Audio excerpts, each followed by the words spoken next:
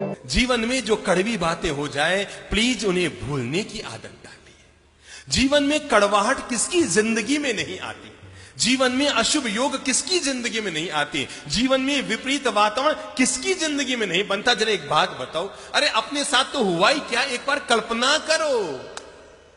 सीता कौन थी बोलो तो? लक्ष्मी का अवतार। सीता कौन थी?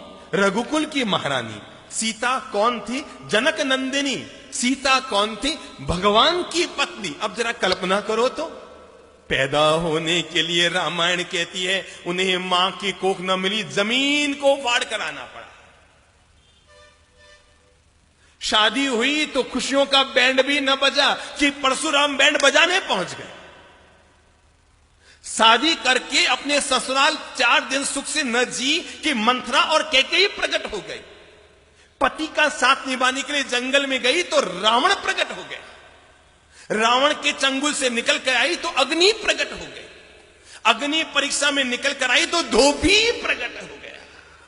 दिमाग लगाओ, दिमाग लगाओ सब लोग, हर भाई हर बहन अपनी जिंदगी को एक बार तोल लो कि अगर मुसीबतें जिसे हम जिंदगी में कहते हैं, अरे हमारी जिंदगी में मुसीबतें आई क्या है। हम में से कोई दावा नहीं कर सकता कि मैंने सीता की जिंदगी में जो मुसीबतें आई उसका 1% में मुसीबतें जिंदगी में झेली। हम में से कोई पुरुष दावा नहीं कर सकता कि जितनी साधना में तकलीफें भगवान महावीर ने उठाई उसका 1000वां हिस्सा भी हम में से किसी ने नहीं झेला,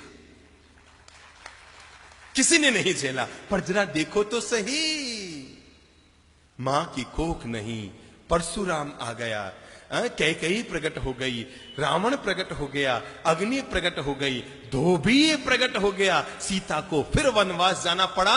रघुकुल की महारानी को, भगवान की पत्नी को, लक्ष्मी के अवतार को अपनी संतानों को जन्म देने के लिए किसी ऋषि के आश्रम में जाकर शरण लेनी।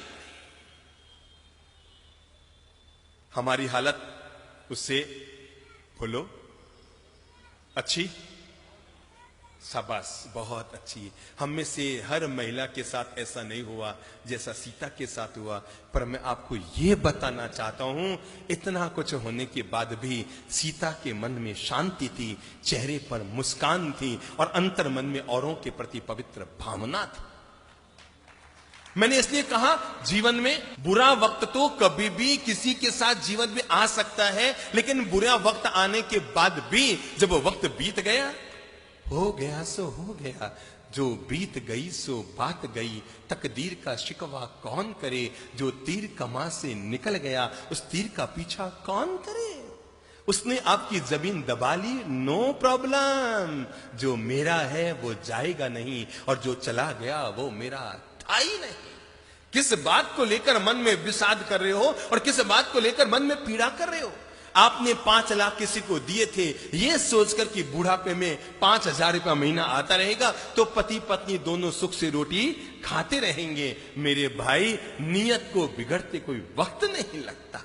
बड़े बड़ों की नियत बिगड़ जाती है और सामने वाले ने आपके 5 लाख दबा लिए। चिंता मत करो, ऊपर वाले की व्यवस्था बड़ी गजब की होती है। वो 99 द्वार बंद करता है, तब भी जिंदगी में एक द्वार जरूर जरूर जरूर खुला रखता है। 99 बंद द्वारों को देखना, इसका नाम है विषाद, और खुले एक द्वार की तलाश करना, इसका नाम है जीवन का प्रसाद।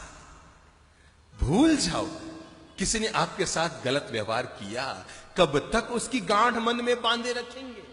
किसी ने आपके 2 लाख डुबो दिए, अरे रुपये गए सो गए, कोई दिक्कत नहीं, आपकी नींद और चली गई, आपकी शांति और चली गई, आपकी मुस्कान और चली गई, आपकी सुख की रोटी हाथ से चली गई। रुपये गए सो गए, जाए भाड़ में।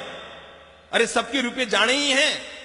आदमी जन्म लेता है ना तो लंगोट मां पहनाती है, उसमें जेब नहीं होता, होता है क्या?